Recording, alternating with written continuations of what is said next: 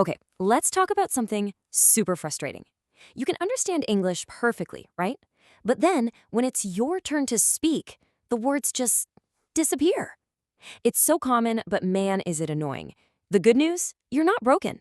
And in this explainer, we're going to figure out exactly why this happens, and more importantly, lay out a simple step-by-step plan to fix it for good. Yeah, this is the exact feeling, right? You're watching a movie, listening to a podcast, no problem at all. You get everything. But the second someone turns to you and asks a question, your brain just freezes. Total blank. Look, you're not alone in this, and it has nothing to do with being bad at English. There's actually a really specific, logical reason why this happens. This quote just hits the nail on the head, doesn't it? It's exactly what's happening inside your brain. You're thinking so much, trying to remember all the grammar rules, searching for that perfect word, and while you're doing all that, the conversation just moves on without you. That overthinking, that's the real enemy here.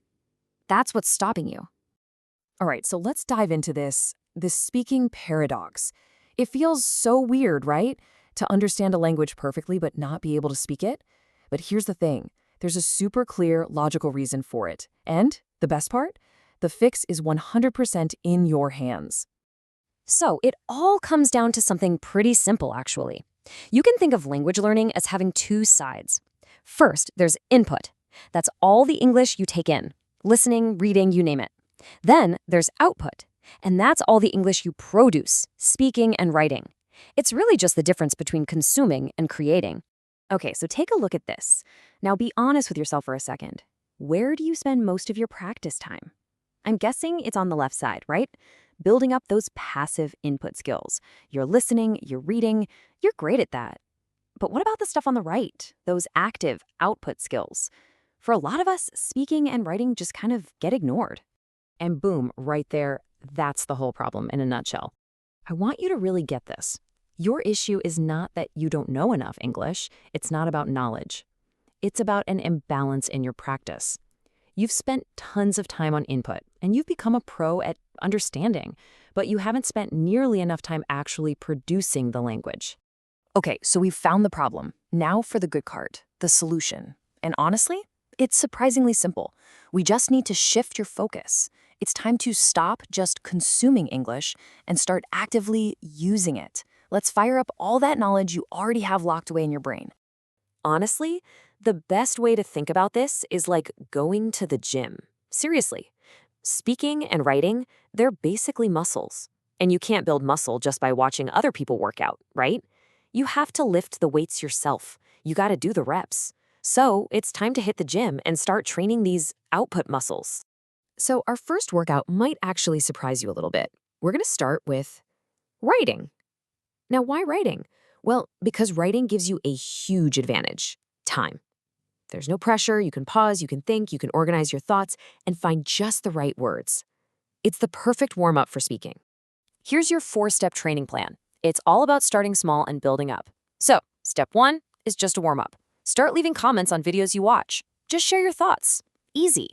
Step 2 is about building a habit. Try writing a quick 5 to 10 sentence journal every day. Don't worry about perfect grammar. The goal is just to do it. Step 3, once you're comfortable, is to add some structure. Write a 100-word paragraph on a simple topic. And hey, you can even use an AI tool to check it for feedback. And finally, step 4, time to level up. Try writing a full 3 or 4 paragraph essay. This really gets your brain working to organize bigger ideas. Now, what you're doing with all this writing, and you might not even realize it, is building a secret weapon. We're talking about prefabricated sentences. Think of them as pre-built, ready-to-go phrases about topics you care about. Because you've already written them down and thought about them, you can just pull them out in a real conversation without having to build them from scratch under pressure. It's a total game changer. Okay, mind warmed up. Now it's time for the main event, activating that speaking muscle. And listen, these next few steps are all things you can do completely on your own, so there's zero pressure. No need to find a speaking partner just yet. So, first up, a super simple warm-up. Just read a book out loud. That's it. This gets your mouth, your tongue, all those physical parts used to actually making English sounds. Next, we're going to imitate. We'll use a really cool technique called shadowing. And finally, you'll start creating your own stuff by talking to yourself. And guess what you'll use? Those awesome prefabricated sentences you've been writing. So what is this shadowing thing? It's so simple, but it works like magic. Here's what you do. You listen to a sentence from a native speaker you like, you pause the audio, and then you repeat that sentence, trying to copy them exactly. Not just the words, but the music of the language, the rhythm, the intonation, everything. It's just listen, pause, repeat. That's the whole technique. And here's a little pro tip to bring all this together. Get yourself a notebook. Divide it into sections for topics you talk about a lot. Work, hobbies, travel, whatever.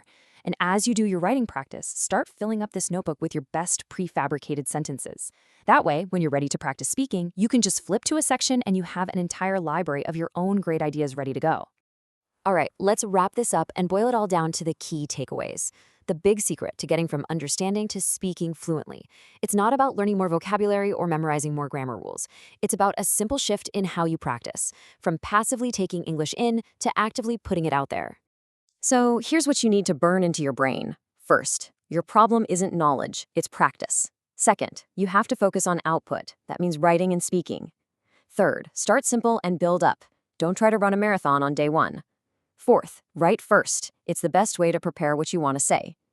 Fifth, practice speaking every day, even if you're just talking to yourself.